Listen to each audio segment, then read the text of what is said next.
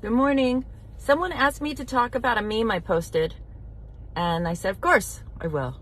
So the meme says, spirituality without accountability is just a sermon. Maybe you saw it. I posted it a couple days ago. Spirituality without accountability is just a sermon. And they said, can you elaborate on this? I don't get it. Okay. There's another saying I always say, talk, don't cook rice. And I think that's the same as this. So if the difference between a sermon and spirituality, I believe, is action, right? I can go to a church or any kind of a place of worship like that, and I can listen, and I could take in all these wonderful things that I'm supposed to be doing, right? Listening to the good book, right? And hearing all these things, what makes up a godly person. And then I leave the church and I don't do any of it. So I heard a sermon. But if I hear information like that and I put it into action, the action is the spirituality. I'm a spiritual person. I'm behaving spiritually. I'm actually I'm practicing what I preach, right? I'm doing it. I'm living it. I often say that sometimes I'm the only big book or Al-Anon book that someone sees walking around, right? So how am I behaving? How am I doing this? Am I working these steps in all my affairs? Am I just, talk, don't cook rice? I mean, it's just as simple as that.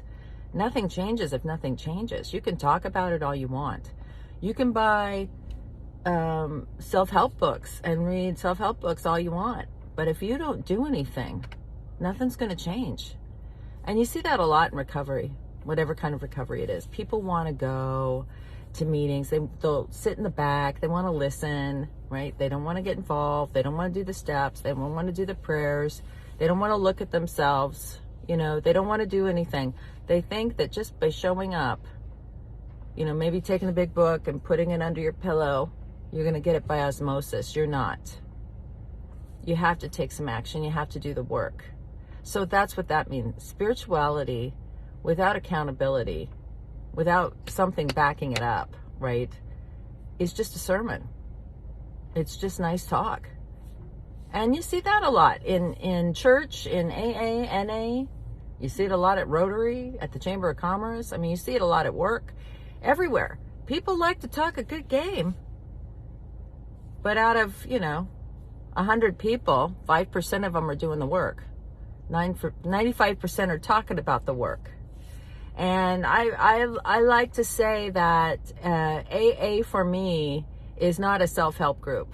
It's a how-to-help group.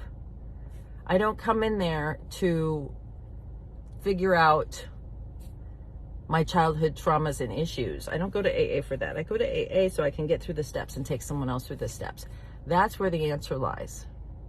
I know this is a foreign concept. It's like, what is she talking about? It's hard to explain. I think you have to experience it firsthand. And I have a story that, for me, is how the day I got it, the day I understood what this meant. I had a very sick child and needed some help desperately. And I was reaching out everywhere across the country for help, hospitals, doctors, everything, psychiatrists, psychologists. And there was one kind of spiritual guru acquaintance of mine that I really loved this guy, and I knew he knew how to help my kid. And so I arranged to have them meet in LA. And so I got her to LA. A friend took her. It wasn't in the cards that I took her. It wasn't set up that way.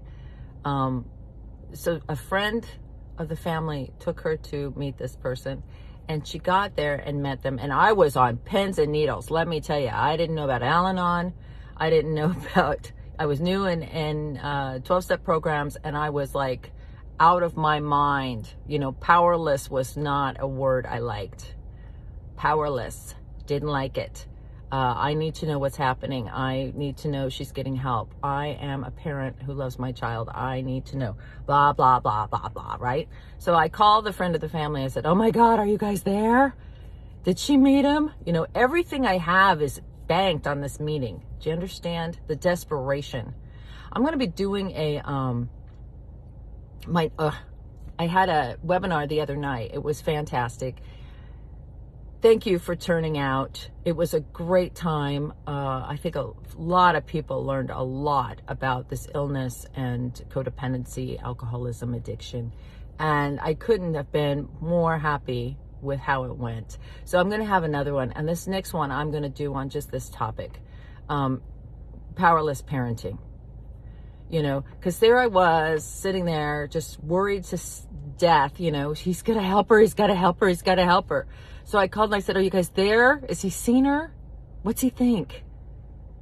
And he says, yeah. He says, I introduced them and he put her in the car and they're taking off to go help someone else's kids. And I said, what? Yeah, he's taking her to go help some other kids. There's a family that he knows and the children are suffering like she is, and she's a little older. So he's going to have her talk to him. And my heart just dropped. And I said, no.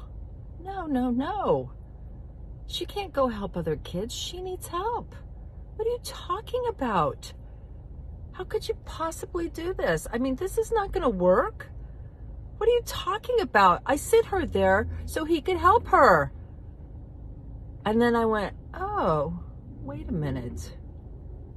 Maybe the power is in her being able to use her experience and help these other children. Maybe that's the help. That is when it dawned on me. This is what this is about. In helping other people, she would heal herself, right? It would give her some relief from what she was going through. So that's why if you're struggling and you contact me and say, I am in the middle of it, you know, Mach 5, hair on fire, what do I do? And I'll say, you know, can you get to a meeting? Is there anybody you can call and check on? Can you do the dishes? Can you scrub the toilet? Can you get busy doing something else and let God handle your life? Right? That's spirituality to me. Actually doing it is hard. That's spirituality. It's easy to talk about it. That's a sermon, right? So even for me, the reason when I do these, a lot of times it sounds like I'm giving a sermon, I'm telling you, but I always back it up with my own experience, because that's spirituality. That is one person with experience trying to help someone else.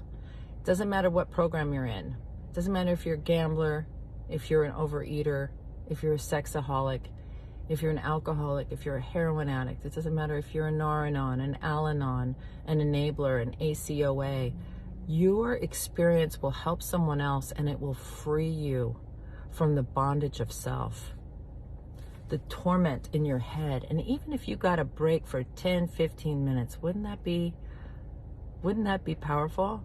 Wouldn't you just say, oh my God, give me 30 minutes of a break? How about when you go to a meeting, you get an hour? If you're paying attention, you get like pulled into other people's shares. Gives you an hour of a break.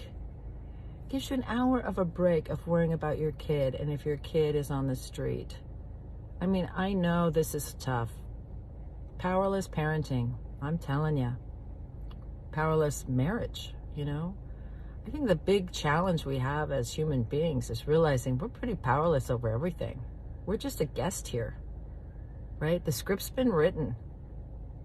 We're supposed to bring the love and tolerance, right? So that is, I guess, a very long version of what spirituality without accountability is, just a sermon. Or as I like to say, talk, don't cook rice. I hope that helps someone today. Have a great day.